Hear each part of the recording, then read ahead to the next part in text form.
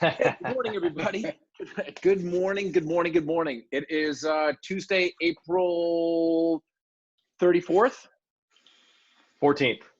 Oh, good. Yeah, exactly. Yeah. All right. I'm going to bring our guest right in because he's here and I'm ready.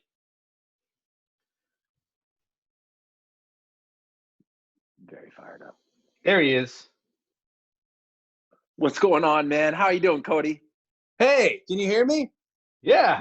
Yeah. Oh, hell yeah. How are you guys doing? Not Dude, bad, man. That's a sharp quarantine outfit, man. Look at that. It is.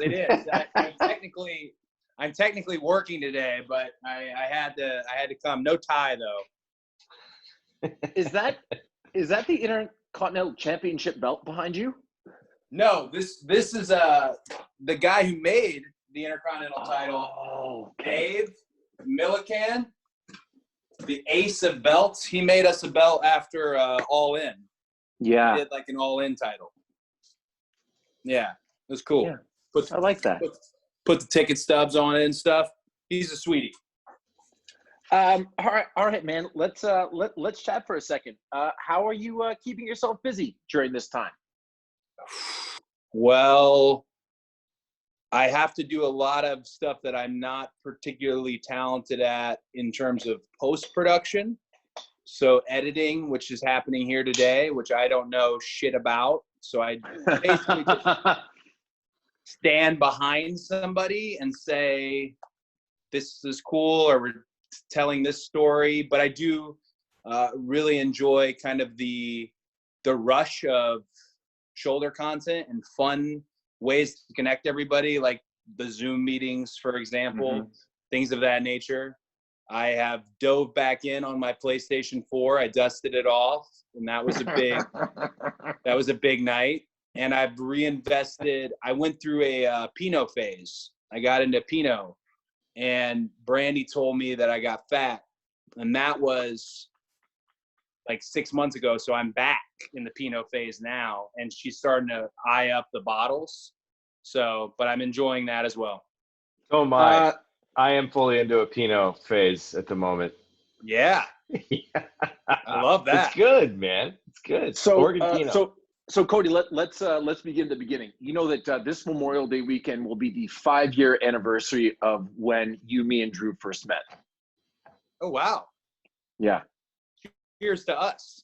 Yeah. Nassau Coliseum. Oh, that's right. Yeah. And the way we met, how we just walked up on one another while you were getting your tour. And I was, oh man, that's a significant little moment. We met in catering, and that building, for those who love wrestling, Nassau is rich in history, and is also at the time was like falling apart as well. That was a great little moment. Yeah. So you got permission to hiss at me during Raw? I was so excited about you being there, and I was so excited about Stardust being, let's take this social media thing that we did with someone who has this fame that you had. The world's going to go nuts. So I was excited from call time until showtime, but I went over it with cameras without permission. I explained to the market rep, the guy who loads the seats, because I'd been there for like 10 years. So I was doing this all backdoor, of the whole thing backdoor. And I finally went to one of the writers. It wasn't Brian Gewirtz. I don't remember which writer it was, but he loved the idea, and it's something modern and based on social, and loved it. But he said he had to run it by Vince. And that's where I got a little worried. And I stood outside Vince's door to run it by him myself, but I never had to go in. I think he might have even seen me standing outside. But what I was given permission for was I was given permission to, quote, hiss at the actor. That was the permission that was given by Vince, that it's okay to hiss at the actor. And the rest is like history, because hissing at the actor, and then the fact that you were there created such a little organic fire that SummerSlam was, the plans for SummerSlam became very real and came to fruition. So it was a great little gamble. Right. So I don't want to break kayfabe, but can we talk about the 3 days leading up to SummerSlam? I think they happened maybe a week or 2 weeks beforehand. Yeah. All right. So you and I trained in a ring at a house show on Vancouver Island. Yes. With Big Show, Kofi Kingston, Arn Anderson, Big E, I believe. I'm missing some people, but we trained for like 8 hours. Yeah. Okay. And then I watched the house show that you did. And then I came to the house show in Vancouver the next day, trained again with you guys. Got to meet Dolph for the first time because he was filming a movie while the house show was happening. Yes, him and Rusev were running backstage in their gear with guns. Oh, Rusev was there too. That guy it was a hell of a scenario for you to meet anybody. And then the following night in Everett, Washington, we planned our segment for Raw. Yeah. And I wanted to have you come and facepalm me. And then I wanted to jump in the ring and vault over the top rope. And I think it was Road Dogg that was like, nope, you got to slide in the ring. I went, no, I want to jump up on the apron and vault over the top. Yeah. And then come into the ring. And you and I did discuss that even if they didn't give me permission, I was going to do it. But they finally did give me permission. And he just goes, just so you know, if you stub your toe as you're jumping up on the apron, if you mess up in any way, shape, or form, you do not have a match at SummerSlam. It's so sad that it's true. It's so fragile. Live audience, one take. It's very, very fragile. That segment though in Everett is so Everett, Washington is not known for its massive memories in wrestling. There's probably a short list. That's a top moment for Everett in general in wrestling because it was very. When you do wrestling right, the crowd knows where you're going, but you have to make them wait for it. And it's the ride they take to get there. So they knew you were in the front row. And I believe I had the little enhancement. No, not even. I just came in and ran in on somebody after Big Wade, had his match. So Against Neville.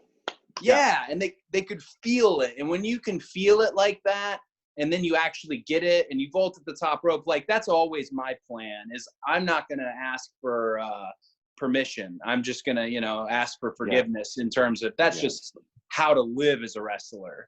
And that's why it worked. You vaulted over the top rope, forearmed the shit out of me. Oh my God. I don't know how sore you were, but my forearms hurt for days afterwards. It's a great moment. And those are the boots, those blue boots are the ones I owe you. Yeah. Can I send you my address offline so that I can just wear them around the house for a little bit? Oh yeah, man. Those I kept those specifically for you. That's such a beautiful moment. So just as an aside, our segment didn't happen until 2.5 hours into the show. Yeah. So our friend Renee interviewed me about an hour in. I was sitting with Michael, who drove me for Arrow forever. And I was sitting next to 3 women on my left and the mayor of Yakima, Washington on my right. Okay, the Palm Springs of Washington. And I didn't tell them what was going to happen. I love it. And they legitimately, if you watch the clip back, they are all shocked. They legitimately thought that you and I were in a big. The mayor of Yakima was the kid, right? The young mayor. Yep. Yeah, they had kind of an Ice Town situation going on because when we ran Yakima, he was part of the ring introductions, and he was a like 20-something years old. Yep. Prodigy mayor who just loved wrestling. I don't know what happened. Hopefully he's moved on his political career. Yeah, that's the best though, when you can work people close to it, when they can make. I mean, that's Shawn Michaels. The way he lives as a wrestler is always. Okay, well, what these other guys did was fake, but did you see what just happened there? That was real. He's the master of that. I mean, in fairness, this is what happened. I jumped the top rope. I legitimately forearm tackled you. Yeah. As hard as I possibly could. And then Road Dogg was like, listen, when you get on top of him, it's Cody's job to cover up, period. He goes, rain down the forearms. He goes, if you sneak one of them through and you bust him open, that's real good for us. Oh gosh. That's classic. That's classic wrestling. I hate the expression, but they say red means green, and that little bit of gosh, there's so many different ways to put it. But just last week on Dynamite, Britt Baker got busted open by Sheeta, and it wasn't overwhelming. It wasn't something that was really hindering her at all. So it ended up being this really great visual. Stardust with blood would have been a messy scene, though. There was already paint everywhere. It would have been messy. I would have done it, though. I mean, I was very, no pun intended, all in on that moment, and it's man. Just so you know, I was trying to sneak one through. I was really trying to. I was trying. I got the sense you were coming for broke. I was quite all right with it. It's the start of the angle. I got the sense you were coming for broke. It's unique with your situation though, because you not being from wrestling. Normally, if someone was gonna not hurt you, but if they get one in on you, you get the opportunity to give them a receipt down the line. And some wrestlers will tell you in the ring, like, "Hey, here's that receipt." Like, some will flat out tell you. Whereas with you, we were told, which is weird because I feel like I brokered the initial part of the deal, and then everybody, WWE, took it over. And then it became we have to be so careful. He cannot be hurt. We do not aim for his face. And you were in there with, I consider myself a pro's pro, but Wade is definitely very professional, but he's a very dangerous man. You know, he's like 7 feet tall. He's giant. Yeah. Okay. So we're getting ready for the match and just sort of seeing how things go. But then we actually get out there in the Barclays Center, and I get in the ring with him, and he kicks the shit out of me. There it is. He's a pro's pro. He's a wonderful wrestler, but like, all of a sudden it was like, oh shit, when the lights are on, oh, this feels real. Yeah, the red light definitely makes a difference, and going live on such a major pay-per-view in Barclays, which is Barclays is currently one of the superior New York buildings. It's such a great arena. Yeah. And the other thing is, in a strange way, for you being the celebrity guest, you getting your licks in and you getting beat up only helps you more than if we were to baby you or kid glove you. So he was doing the right thing as far as it goes with you, in terms of that only helps. And that's something, as far as your wrestling career has gone, with the 3 matches that you've been part of. That's part of the reason all 3 of them have worked, all the way to you and Christopher Daniels at All In, which is just, I got to go back and watch it. I don't know if you watch it frequently, but man, what a special, surreal moment that match was. And CD was such a good person for that. He is the absolute best. He's such a wonderful, wonderful guy. Got to know his family a little bit. He took such good care of me, because getting your ring wind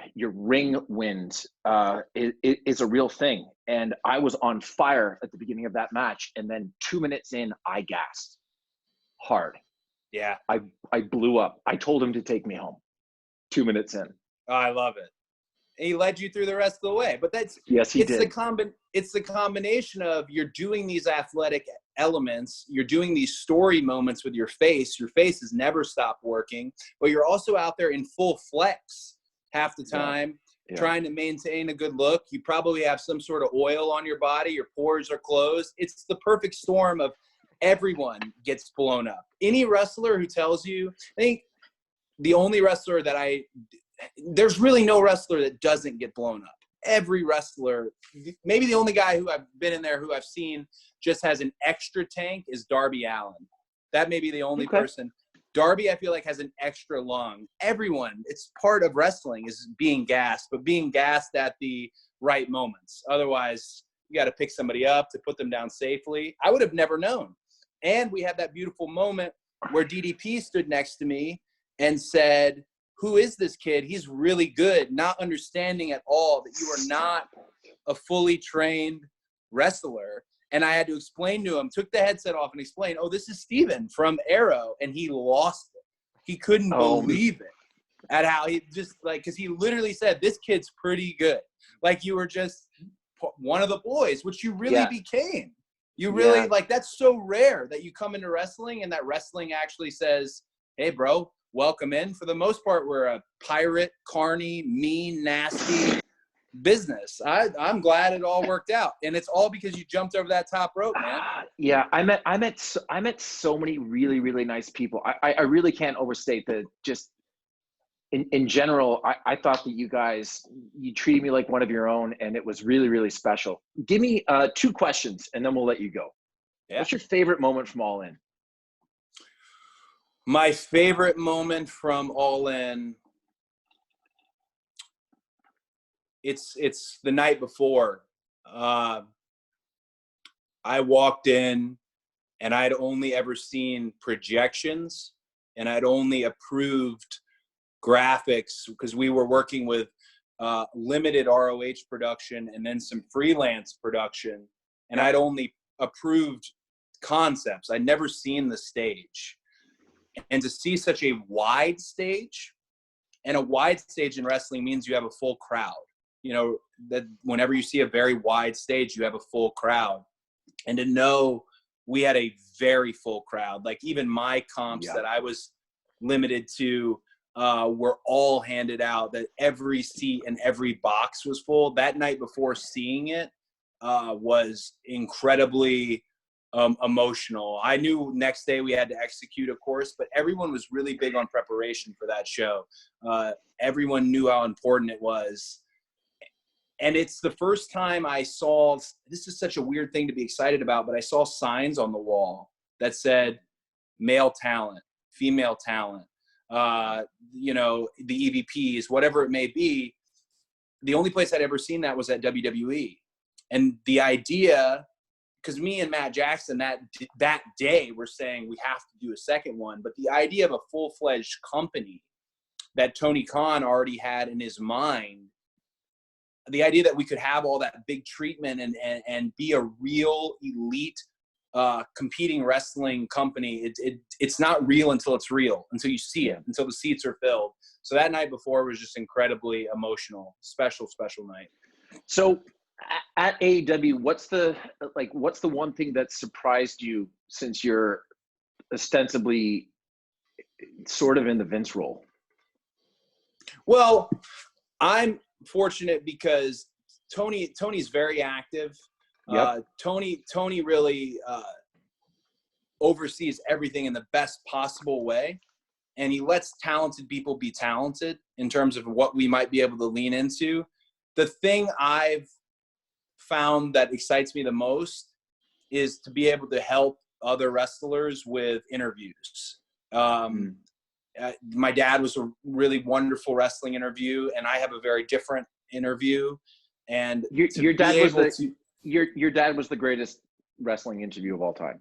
I'll take it. Okay. So he's to be able to share it with people, and then to be sitting there when the crowd responds, and to be on the headset when everything is working. And it's not even about the lines; it's about like the moments.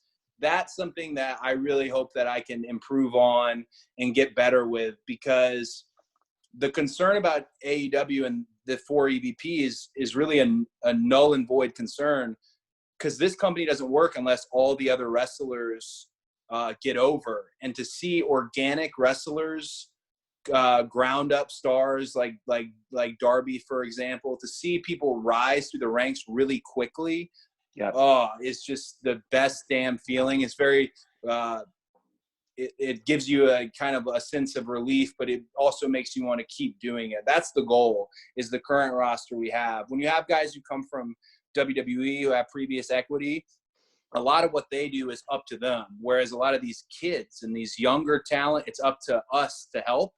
And I really just like leaning into that role and doing it politely and professionally and organically and collaborating. So I love helping people with interviews.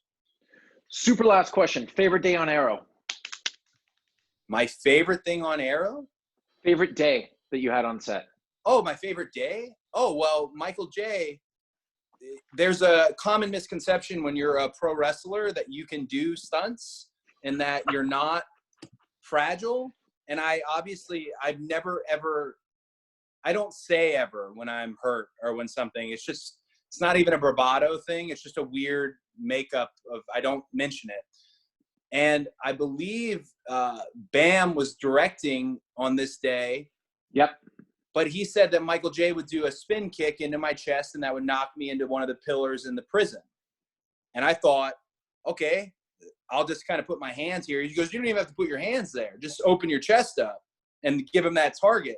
And the stunt gentleman who has been so good to me the whole time told me, hey, I'll put I'll put a pad on you real quick.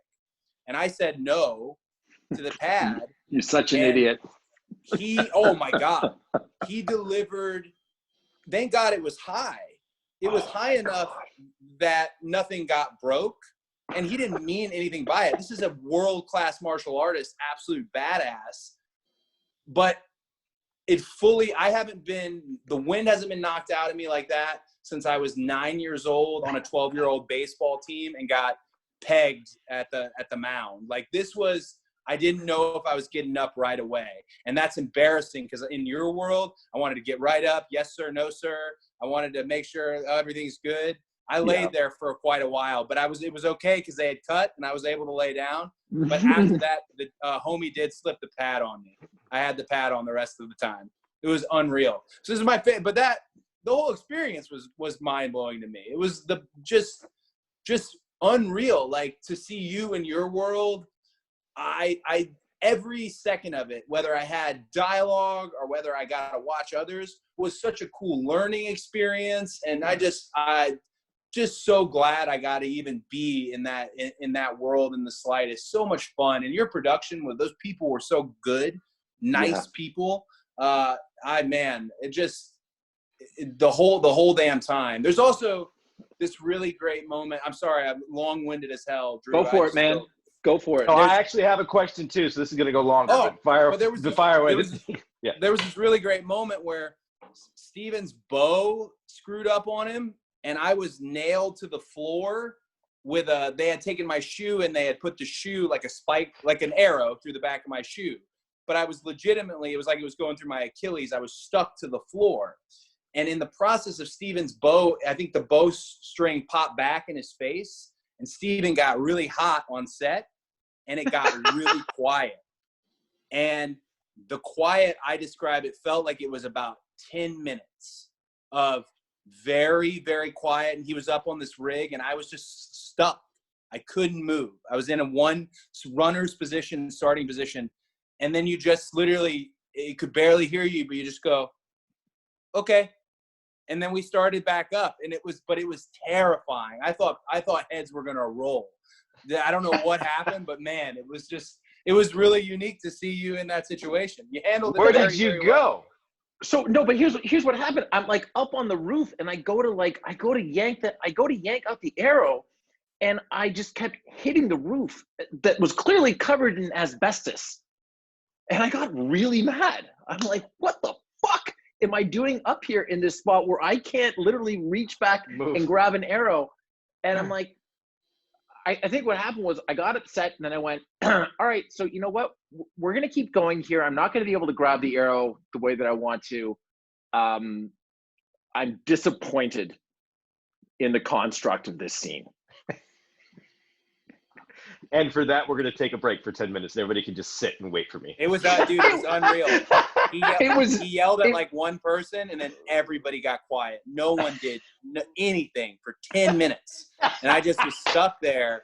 And I thought maybe I'll like crack a joke, but then not even. I just let this play out. It was a really valuable, it was a cool learning experience. It was handled well. We finished. but then Cody and I like legitimately had a fight scene once I came down from that rig, and he kept getting scratched by my quiver. And he actually like sent me a photo of him later that night being like, I'm soaking in the bathtub because I have scrapes all over my body. Yeah. Yeah, I was so happy we got to fight the amount of times we got to fight. And to be able, your crew to put them together was just badass. Yeah. The prison fight was particularly special to me. I just enjoyed the hell out of the prison fight. It's so different for a wrestler. I'm not going to go on here, but I didn't know how to do a stunt punch that first night, and I gave the police officer on the street, I gave him a Macho Man to the head, and that guy was not happy. I just squarely punched him in the forehead. I didn't know you just kind of break the frame. I learned, though, all valuable lessons. Drew, so how long does that take, Steven? Ask your question, man. So I have two, and the fight scene that you're talking about, right? Like, how long does that take to actually put together? Because I watched that scene, I saw the whole thing, right? But like start to finish, is that a full day or a half day? I think the first time that Cody and I fought on Arrow, where it was actually my idea with our stunt coordinator to just drop the bow so that he and I can go hand to hand as kind of like an homage to us being in the ring together. That took 7 or 8 hours, and they were trying to get stunt doubles in there to like really go after each other. And both Cody and I were like, fuck that. And we both really went for it. That's a long day of throwing punches and tangling up, and that's a long day. Super physical. Really There's a moment where you shoved me up against the vat of chemicals, and I think you have your forearm across my throat, and that look in your eyes it's very similar to wrestling. Like we're going for it here. It's a weird macho, just I don't know, but man, I knew then. I was like, okay, he's firm here, so I can be firm back. It was a nice little dance. Yeah, it was. I mean, that's the same thing you told me, Steven, about SummerSlam with the kick. When you know, like, I hit Cody.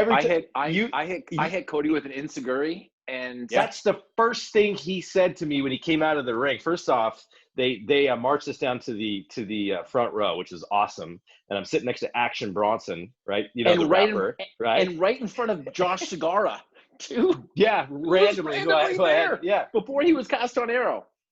Exactly. And the first thing Steven says, as soon as he comes out, the first words, he's all bright red and sweaty and everything and just hyped up. He's like, I hit him so fucking hard.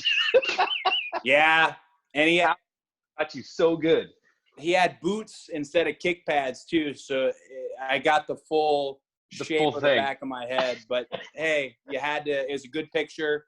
Enziguri done right. You didn't slap your leg, which is you did it properly instead of slapping your leg. That was one of the firmer kicks I've ever got. Cody, I know that it was firm because I hit you with like just the top part of my foot, and I limped for 3 weeks. Hey, well, in wrestling, full head kick.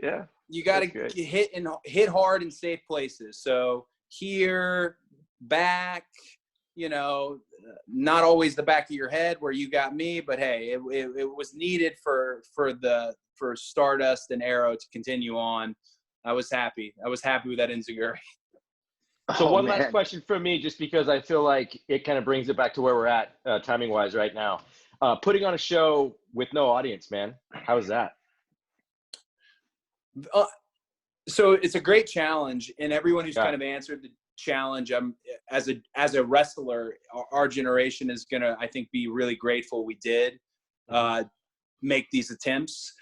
It's very uncomfortable you usually have an audience to present to. You usually go to the second rope and you stand up and you take it in.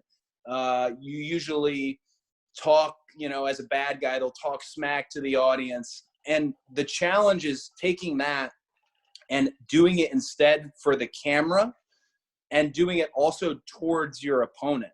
So much of what you do towards the live audience can be done towards your opponent, and you can see the film in the projector in people's eyes. It's a really great challenge to see how good of a wrestler you are. And I'm not enjoying it. Right. If that makes any sense. I definitely am ready for the crowds to come back. Sure, I bet, man. I bet.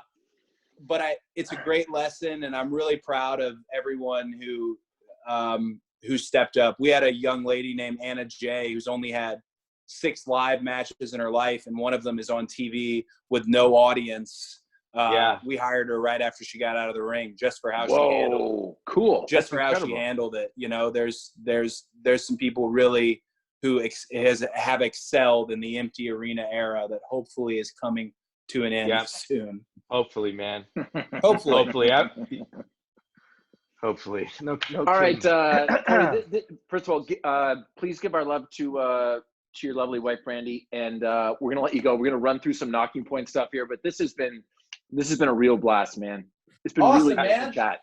I got my bottle right here. This was a fun listen. Look at that. You still have my one. bottle right here. Thank you guys very much. And thanks for all you're doing with the bubbly and everything and keeping people entertained. Thanks for having me. Cheers, brother. Cheers, Cody. Lots of love. All right.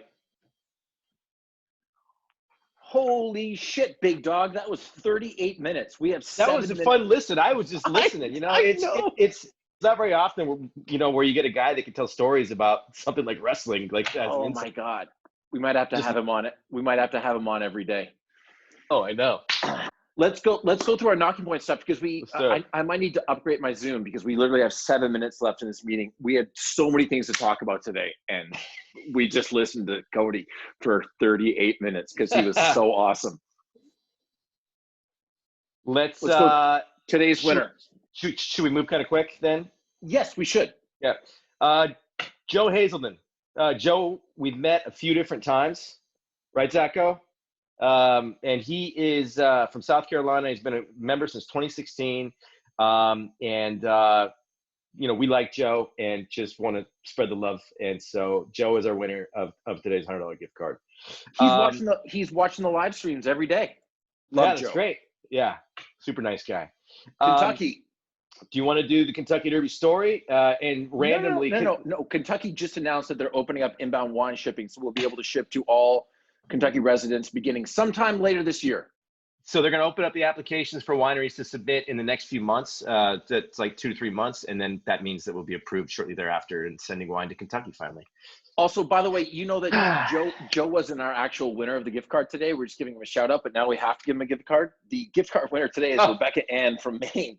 She is a Head Start teacher and is working on learning activities for her 3 to 5 year olds to do from home and also providing food for all of their families each week. And her company is providing food to over 400 families in the community. Nice save. I always see the gift card winner at the top of this thing. And for whatever reason, Zacho mixed it up today. And I can't read. Wait. There's big, bold letters on that document. I scanned. Come on, man.